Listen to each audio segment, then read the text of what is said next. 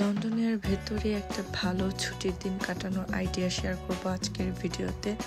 প্রথমেই যেতে পারেন ছোটোখাটো কোনো ইভেন্টসে, যেমন আমরা গিয়েছিলাম ক্যানারি ওয়ার্ফের উইন্টার লাইটস দেখতে। ক্যানারি ওয়ার্ফ থেকে কানাডা ওয়াটার স্টেশনে যাওয়ার পথে যে জায়গাটা, সেই জায়গাতেই সুন্দর উইন্টার লাইটস আয়োজন করা হয়েছিল। আর এই যে সুন্দর ড্রেসটা আমি কিনেছিলাম সাউথ হল থেকে, আর এই কানের গলার সেটটা আমি সাউথ হল থেকে 3 পাউন্ড দিয়ে কিনেছিলাম। তারপর আমরা গিয়েছিলাম ওয়েস্টফিল্ডে মুভি দেখতে। মুভি দেখার তো অনেক জায়গা আছে, তার মধ্যে ওয়েস্টফিল্ড বেস্ট, কারণ কম টাকা দিয়ে পেছনের টিকিট কিনলেও বেশ সুন্দরভাবে মুভি দেখা যায়।